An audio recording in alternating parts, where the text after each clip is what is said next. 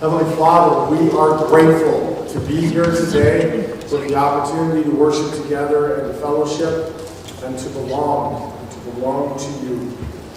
And as we take a moment and kind of go through our lesson that you have given us today, Lord, make it come out of my mouth to be your words, not mine. In your name we pray. Amen. It was a wonderful Sunday morning. I was excited beyond words. We were going motorcycling in Coeur d'Alene, just above the Coeur d'Alene National Forest, just above Coeur d'Alene. There's these trails that I'm sure are all closed down by now, but we used to be able to go out there and ride these trails up above Coeur d'Alene. And we would have a great time. And when we were younger, we got to go down the Hell's Canyon Trail, and I meant we go down. And early in the spring, it was always an adventure because there would always be things that kind of got in the way, but it was our dream to make it through the trail. And one of the guys, one of the dads, he was a dentist in Spokane. He always brought a chainsaw. This was not an easy trail to ride on the motorcycle. This was tough. And it was especially tough to those of us who were 10, 12, 14 years old, trying to keep up with our dads on this trail. We'd come up the logs crossing the trail, and we'd have to cut the logs out, and then we could go further on down the trail. And I always thought it was a great idea to have motorcycles on this trail, because for those people who wanted to hike, we kind of laid it out for them, and kind of took out the weeds and stuff on the trail and rode by. It was a great idea, it seemed to me. One day we decided not to go down Hell's Canyon Trail. We decided to go up. Now we knew that we never got to go when the dads wanted to go up Hell's Canyon Trail. We knew that it was difficult. We knew that it was hard. And we knew this one place where, well, the first time I went down, I asked my dad to go ahead. He'd take the motorcycle, I'll just walk. Because that's steep. And I'm not sure that I'll have the handle on the brakes to keep my balance, and I don't want to crash. Dad, will you take my motorcycle down? And he would. He took the motorcycle down for me whenever it got really difficult. And I had no idea what I was going to do now that we were going to go back up Hell's Canyon Trail. Now I look at these people and I love these people, and you have to understand, these are the people I grew up with in the church. This was the church that I attended, and one of them was a dentist, one of them was a high school teacher. My stepdad worked at fiberform boats, and he wired boats. That's what he did. And we relied on this community to go out and have this kind of fun. And the other kids, well, one of them's an engineer in Spokane now. One of them is a housewife. Yeah, we had girls on the trail back then. It's kind of scary, isn't it? But they were better than me riding motorcycles, I got to be honest. Terry is now a farmer with her husband Jeff down in Wapato. Her twin sister is now the dean of the School of Medicine at Loma University. Her brother is a nurse and in charge of nursing services at Portland Adventist Hospital. And their cousin Jan is a nurse up in Spokane. And her brother is an engineer in Spokane. They were my community. They were my friends at school. They were people that we went out and we did stuff with. And as we're sitting there looking at the hill, there's a small creek at the bottom, and as you start to climb the hill, it starts to level out and then it goes up steep. And I noticed, my first time I was watching them people try, is that there was always a place where the front tire came off the ground and they kept on going. And I said, hey, well, that's what I need to do. I need to get my front end off the ground when I go on that little hill and keep on going. And so I went zipping up there, and I got to that first hill, and I gave it all the power, and I pulled up on the front, and I went right over backwards, because it was too steep. And I crashed back down the hill. There were many different times that we dreamed about getting to the top of that hill without anybody touching us, and so we could get there. I think I did it once. And by then, I was a freshman in college. But we kept going back. And we kept trying. And the dads would place themselves up the hill, and they would see us coming, okay? And they would either correct us or help us or pull on our handlebars and push the back end of the bike to help us get all the way to the top. There were times there were extreme delays where we crashed our motorcycles and we had to rebend the handlebars, or we had to start the thing over again and try to get it going. One time I didn't even get going before I dumped it in the water just before the bottom of the hill. What? And it took us forever to dry that thing out so that I could ride it again. All of these different delays, all of these different difficulties, all of these different kind of dead ends meant we weren't going to get to deliverance, the top of the hill, our dream, our expectation of where we wanted to go. Our planning didn't always help us. But the planning and the dream to get there always brought us back to that trail again. So here we are. Here I am, I don't know how many years later, and it's quite, honestly, it's kind of difficult to talk about since I've been there. It's been close to 40 years. And as I turn around and I look at that community, those people are still going to the Adventist church, by the way, from Loma Linda all the way over to Third Spokane Valley. And they're still a member of that church. And their faith is strong. And I look around at some of the people that I've known in the last 10 years who I thought their faith was strong, and they've stepped aside. I've had some conversations. Hey, how's your faith? You really want to surprise somebody, walk up to them and say, hey, it's good to see you. How's your faith? And there's a moment of panic. You see it in their eyes because they might actually have to tell you. It shouldn't be that way, but it is. So let's talk about faith today. Let's talk about how is your faith. Because, quite simply, God has a plan for you. God's plan is where you should be. It's not like coming to church to see where God is. Are you where God's plan is? Have you ever just taken a day to think about what is God's plan for your life? Where are you in relation to God's plan? Have you ever shut up long enough in your prayers to God to listen? To listen to what God's plan is for you. For you are individuals unique and glorified. Glorified individuals, part of God's plan, created by God to do something specific in your world. And maybe that changes throughout your life. I'm beginning to think it does, but it might change. And in fact, it may be a conversation with God rather than just a single plan.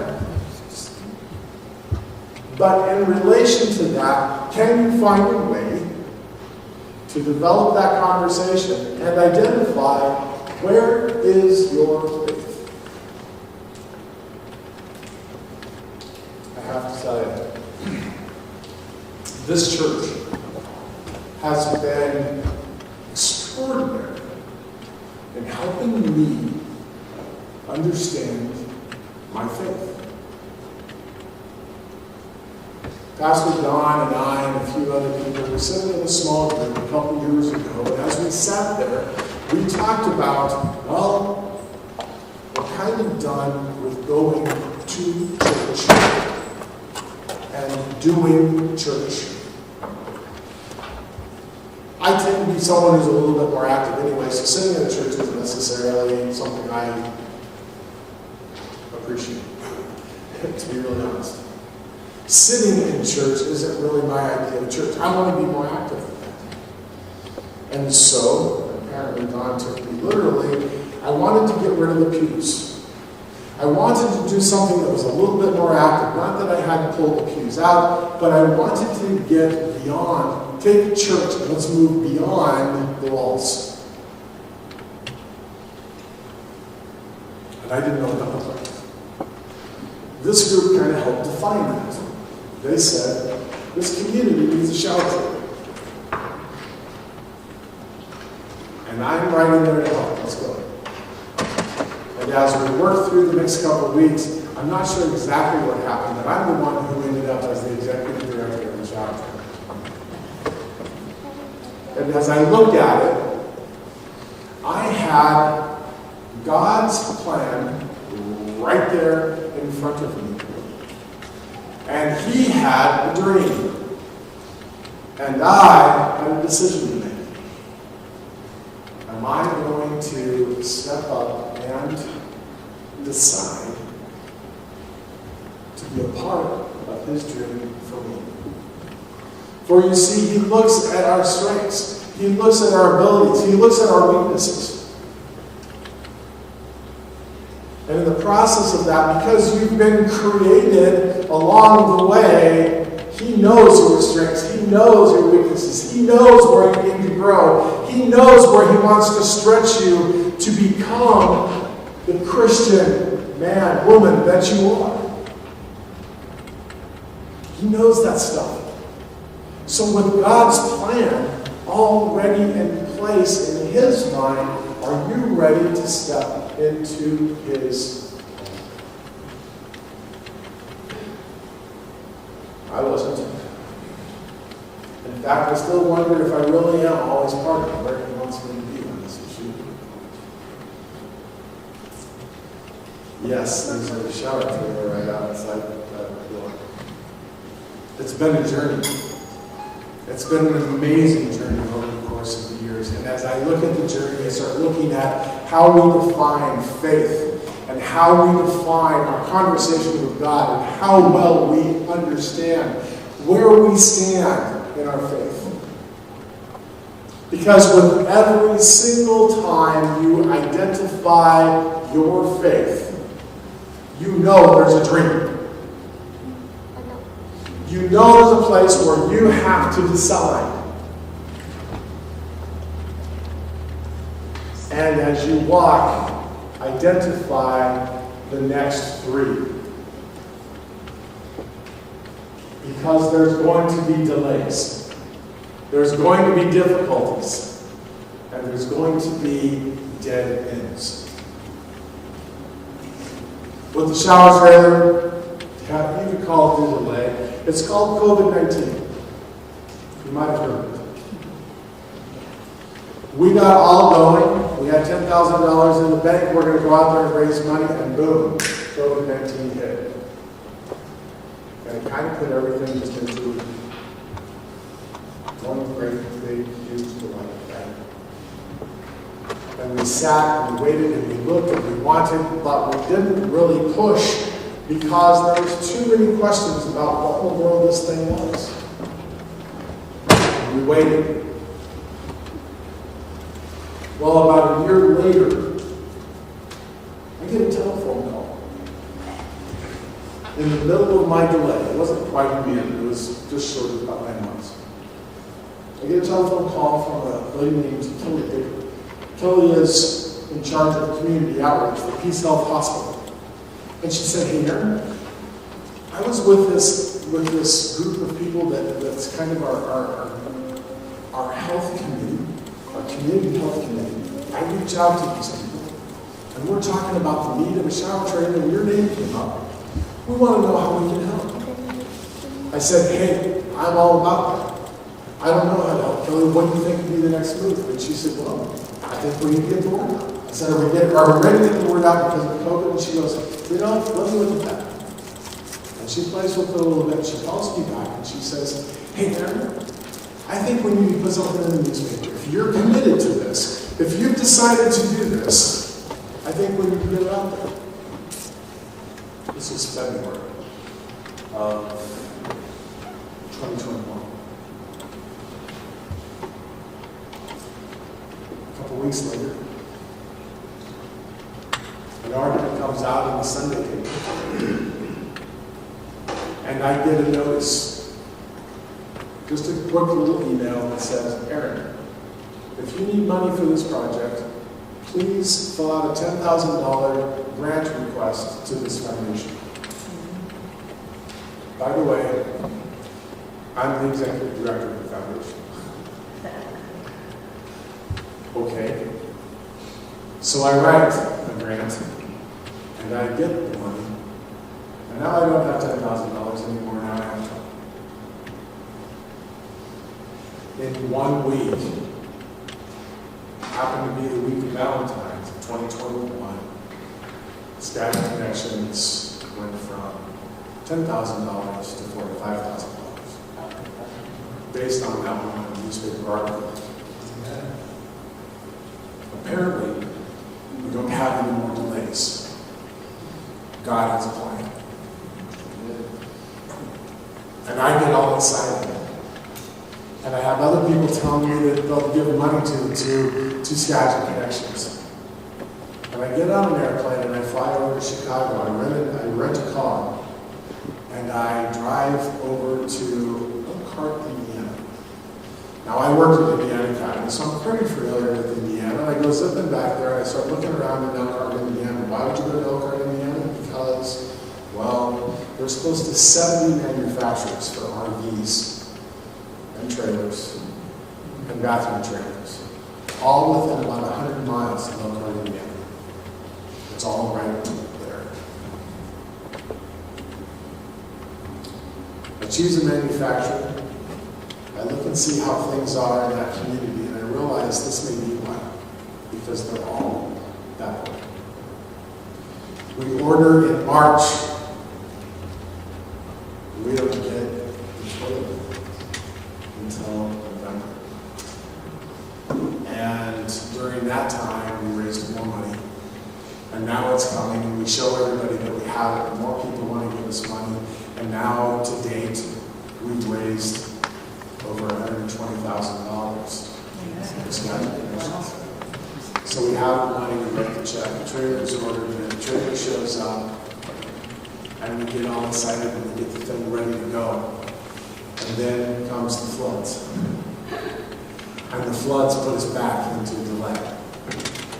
But, blessing upon blessing, Red Cross shelter over at Bethany Covenant Church says, hey, we need showers. Okay, I've got showers. Let's go.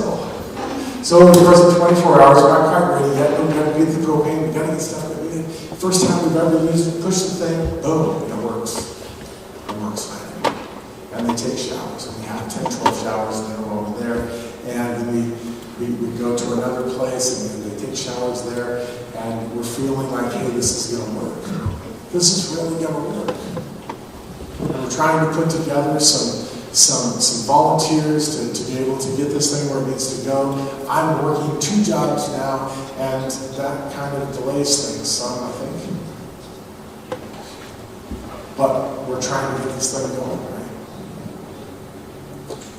So we have the thing set up, and we're showing it off, and we have it over at North Cascade, and there's people out there, and it's getting colder. And we have the thing plugged in, and everything's great. Until somebody decides to look at the tree, and they don't notice that they kick the power out. And as they kick the power out, that night, temperature went to 4 degrees. And it froze the hot water heater, and it broke. And it froze the pressure tank, and it broke. And it froze that little piece at the bottom of that toilet that we still haven't fixed. They're broke. And all of a sudden, we're out of business. And we think we can get it going, and we try really hard, and we have an emergency shelter here, and we have an emergency shelter over in Burlington, and we're trying to be able to make that thing work. And as we finally get it all warmed up and thawed, we find all these pieces. So we order a new water tank. It takes 3 weeks to get here. We order a new pressure tank, or piece for the pressure tank. We get some of those things all done. And we're ready to go again, and we're on our way once again to Concord because they're ready to go. And I show up at the church, and the back of the truck is open. Our generator's gone. Our tools are gone. The truck had been broken into, and they tried to hotwire the truck, and they tore up the ignition into the truck. And we're on yet another delay.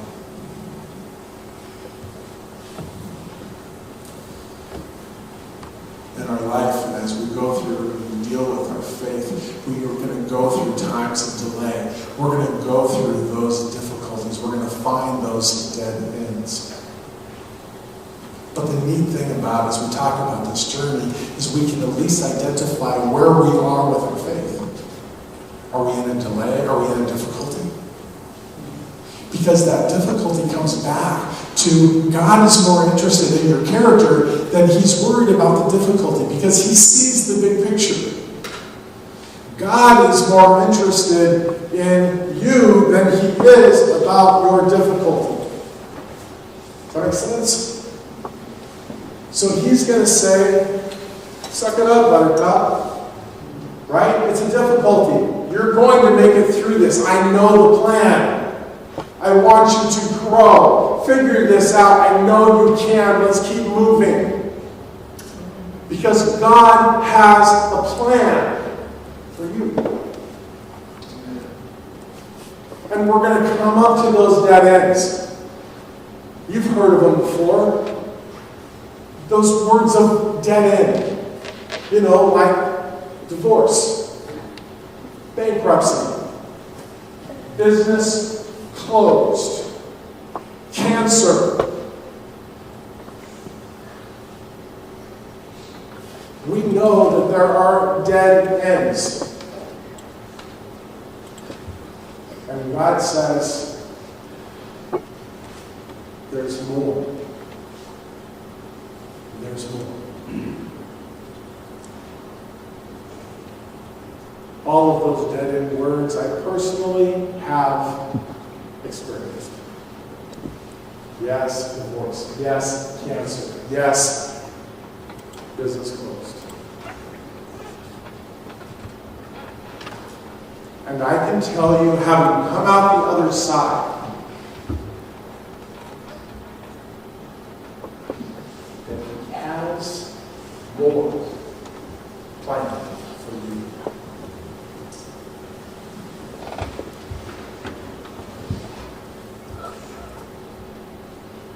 This last week,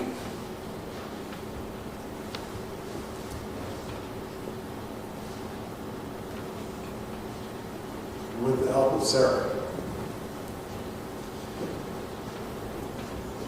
I recognized that we are past what we had dreamed to be for the shower trail. We want to be able to get out to people who need the showers. You see, God's plan along the way isn't necessarily my plan.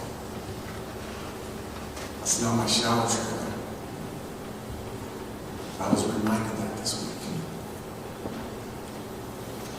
Yes, we have to serve. Yes, we have to take care of what we've been given. But that shower trailer is at the end of the church. It's taking care of people who need a shower. And as Sarah said to one, hey, you can park here.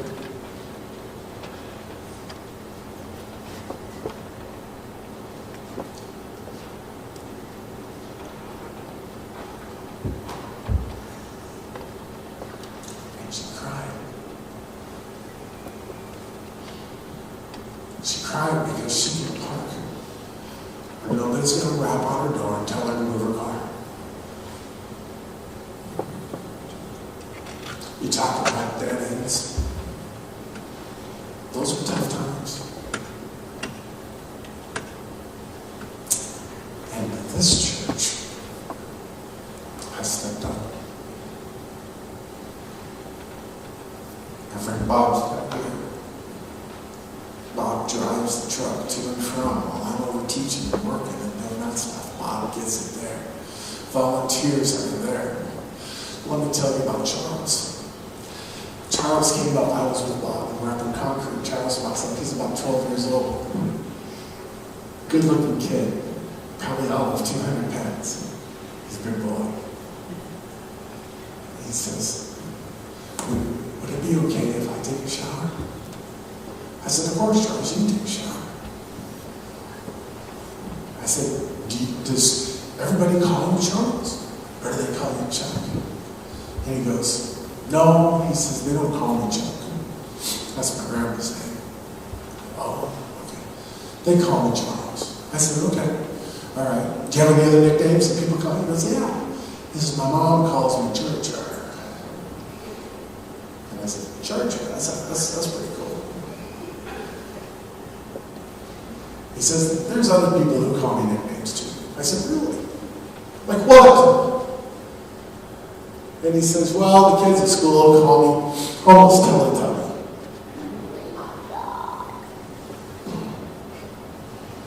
But I don't like that name very much. He's 12. That's a tough world. Charles has a little trailer that he and his sister live in on their uncle's property.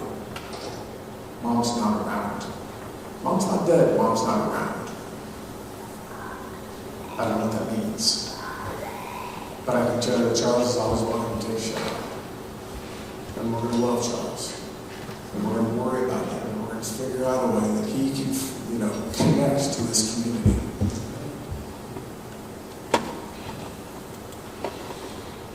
So I look at God's dream for you. Where are you going to fit in? Where are you going to decide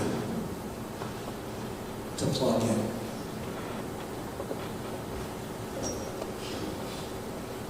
You see, church is changing. And if you're one of the stalwarts that has been here in this church for the last 30 years, congratulations, I'm sorry. Church is changing, you may have noticed. I have. Because you see, I was never one of those kids who drank the Kool-Aid. And some of you know the reference that I'm bringing up. I never got to a point where I acted with no regard to what in the world we're thinking. I grew up in a church where you behaved, you believed, and you belonged. Think about that just for a minute. I grew up in a church where you behaved right. You believed right, and then you could belong. That's not church. That's a social club. Right? That's not church. For you see, in a church, we should open our arms. In a church, you belong. Because there isn't anybody here that's more holy than the next guy. Right? We are supposed to be here to meet the God who forgave us and now wants something better. He has a plan for your life. He has a plan for my life. That's who he should meet here. And you belong.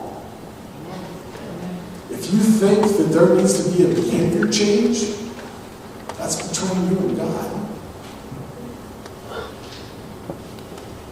If you think that there is some place you need to change your beliefs about God, that seems to me it should be a conversation between you and God. That's not the church I grew up in. I was always really cautious of those vegetarians. Not really excited about those vegans. And I appreciated the steer out in the field just as much as I appreciated the one sitting on my plate.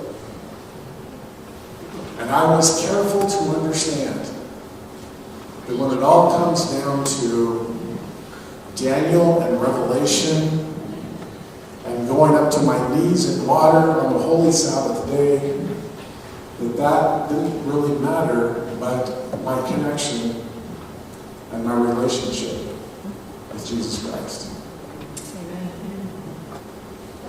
So if you've ever had to struggle with that, you've got to put that away, because church is changing. Faith is not changing. Faith remains. It's been difficult all along. That's, unfortunately, the state we live in. But I look back now. I see where we've been. And I see deliverance. So in case you were taking notes, I'll help you out one more time. For God has a plan. God has a plan. You get to decide. You will face delays, difficulties, and dead ends. No questions asked.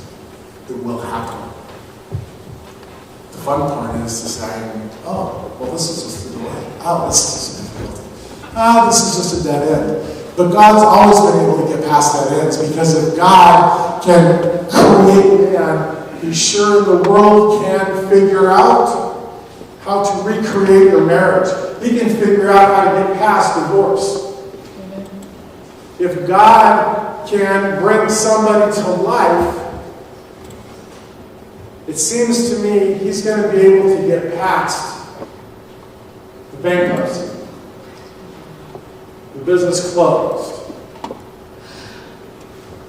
and the cancer. I know He can.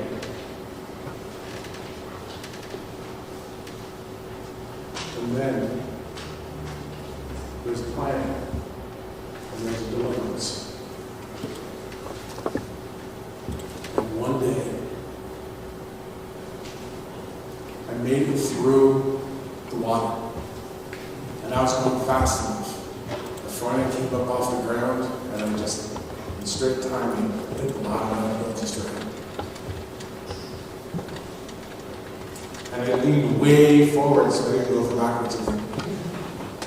And I stood on the pegs of that motorcycle, and I made that thing sing all the way to the top of the hill. And just as I came up to the top of the hill, my stepdad reached for the handlebars.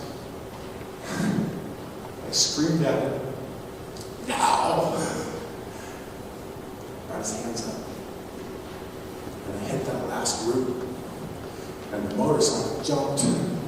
I made it across, the bike made it across, and then we crashed into a tree. But we were going slow enough, it really wasn't that bad. I couldn't believe that I made it. It was what I dreamed it would be. It was that hard, time after time after time, to be able to go up that. And every time we ended up going up it, but we ended up pushing motorcycles and grabbing handlebars and pulling it to it could all get to the point where we could go on the trail. Deliverance. I look at the shower trailer now. I see it out in the parking lot. By the way, one of the miracles that happened in the process I want to tell you was just a second. The day that the trailer came in and parked in the parking lot over at North Cascade Church was the day that Community Action called me and said, "Hey, Aaron, could you use our truck to pull your trailer? We'll give it to you." I didn't have a truck at that point. I wanted to see the trailer before I bought the truck. So the money we had set aside for the trucks, we're still using it for operating. And I noticed I had a miracle last week. Jonathan Fritz fixed the hot water tank that broke and froze. And so now we have 2 hot water tanks. I'm not sure what we'll do with both of them, but we have 2. And now we have a backup. That's kind of nice. You look at that shower trailer and you look at all the stuff that's there, and you look at the people who have joy in their face when they say, I can take a shower. Sure. All because God delivered on his plan. And we decided to get into it. I thought for sure Rachel would save me, my wife. I thought for sure she would save me and say, no, we're too busy. And she said, no, you need to do this. I had a couple other excuses along the way to decide not to do it. No, you're doing this. So we kind of got in at that time. And I look at it now, and I know that it's not me, but it's everything and more that I dreamed of, that I hoped for, or that I imagined. And when you look at your life, and you look at your faith,